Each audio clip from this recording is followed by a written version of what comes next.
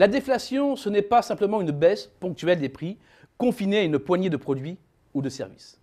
En économie, la déflation, c'est une baisse durable et généralisée des prix alimentés par des anticipations autoréalisatrices.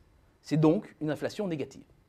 C'est bien pourquoi la majorité des analyses ne concluent pas encore sur une situation déflationniste en France, car les prix à la consommation progressent encore, même si c'est au ralenti, plus 0,3% en septembre dernier.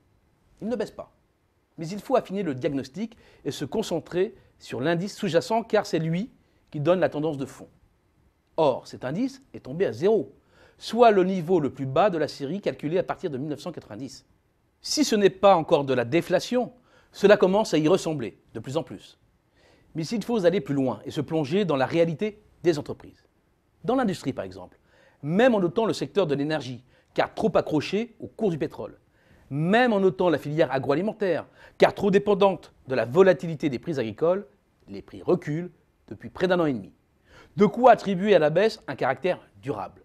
Le mouvement est ample, ce qui lui donne une dimension générale. Restent les anticipations.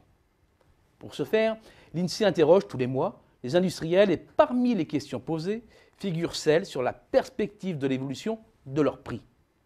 Le solde d'opinion correspondant campe sous sa moyenne de long terme.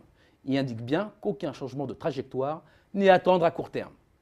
La situation déflationniste est donc très clairement établie dans l'industrie. Dans le commerce, plus particulièrement dans la grande distribution, le diagnostic est le même. Les prix de produits de grande consommation baissent depuis un an maintenant. Le recul atteint 0,8%, soit la baisse la plus élevée depuis 2006, début du calcul de la série. Quant aux anticipations, elles sont très noires. Non seulement les prix sont écrasés, mais de plus en plus de commerçants anticipent de nouvelles baisses.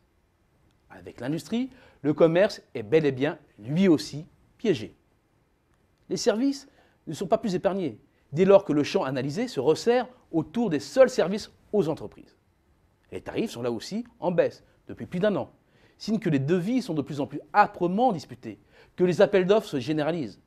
Et là, comme pour l'industrie, comme pour le commerce, les chefs d'entreprise des services n'anticipent aucune amélioration dans les mois à venir. Bien au contraire, ils sont toujours aussi nombreux à prévoir des prix sous pression. Mais finalement, cela fait plus de 2 ans qu'enquête après enquête, tous ou quasiment témoignent de cette pression. Industrie, commerce, services B2B. Reste un autre gros morceau, le bâtiment. Inutile de rappeler toute la chronique d'une lente descente aux enfers.